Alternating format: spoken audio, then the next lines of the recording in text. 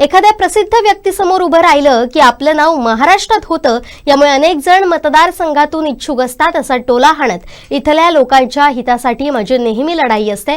अनिष्ट प्रवृत्तींनी सावंतवाडीत प्रवेश करू नये असं मला आणि इथल्या लोकांनाही वाटतं, असं मत दीपक केसरकर यांनी व्यक्त केलंय. बघा, कोणाचा बळी वगैरे द्यायचा नसतो.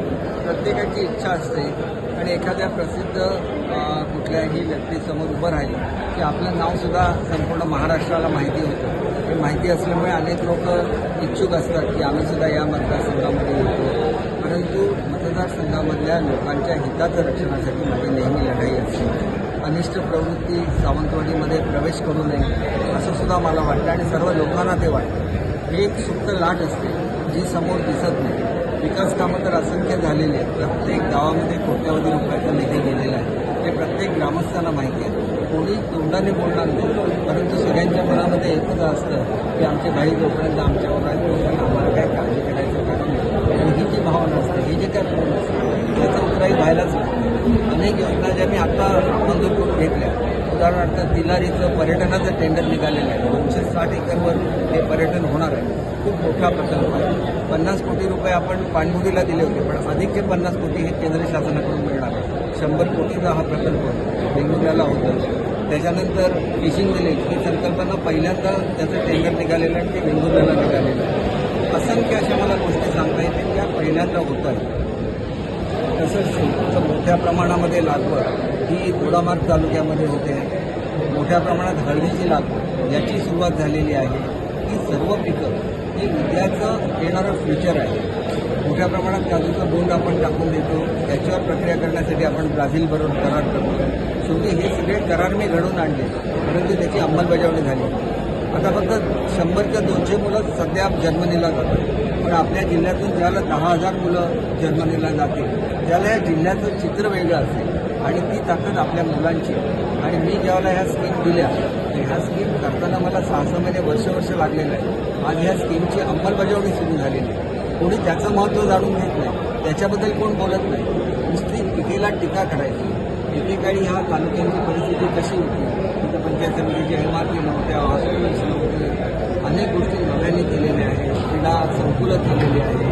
हे सगळं करत असताना त्याला मेहनत घ्यावी लागते. एकच आहे की हे सगळे पैसे मी राज्याकडून पाठवतो, त्याला अधिक काय राज्यामध्ये मला फिरायला लागतं. मोठ्या डिपार्टमेंटची जबाबदारी आहे, त्याला मी न्याय दिलेला आहे. शिक्षण क्षेत्रामध्ये अनेक लोक सांगतात की गेल्या 25-25 वर्षामध्ये जे झालेलं ते शिक्षण क्षेत्रामध्ये झाले. 66,000 शिक्षकांचा प्रश्न सोडला. 66,000 शिक्षकांचा प्रश्न सोडवला. 30,000 शिक्षकांना आपण नव्याने भरती देतो.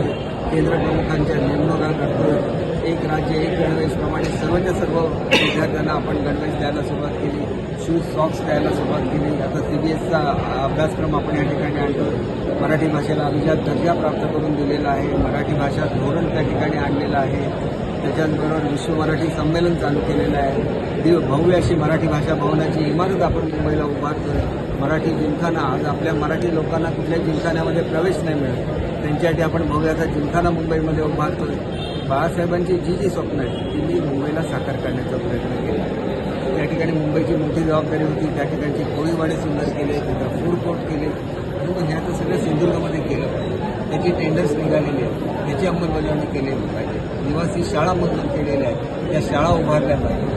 तर सिंधुदुर्ग जिल्ह्याचं कायापालट होईल. हा कायापालट करण्यासाठी अन्यथा मला दुसऱ्यांना संधी द्यायला अधिक आनंद होतो.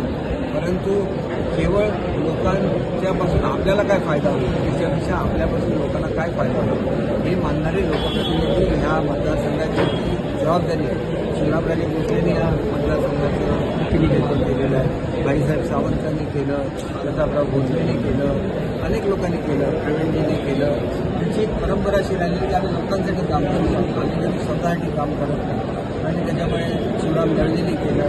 हे सगळं आपल्याला माहिती आहे की कोणीही स्वतःचा स्वार्थ नको झाला आणि ती परंपरा असलेले लोकप्रतिनिधी पुढच्या टर्मला त्यांच्या हातात ते सोपवणार आहे. आणि त्याच्यापूर्वी संपूर्ण हा मतदारसंघ महाराष्ट्रातल्या पहिल्या क्रमांकाचा मतदारसंघ असेल. अशा तऱ्हेने याची डेव्हलपमेंट करण्याची सगळी टेंडर निघालेली आहे. त्याच्यात अंमलबजावणी योग्य रीतीने झाली पाहिजे आणि ह्याचे लाभ हे गोरगरिबांपर्यंत पोहोचले पाहिजे, एवढीच माझी इच्छा आहे.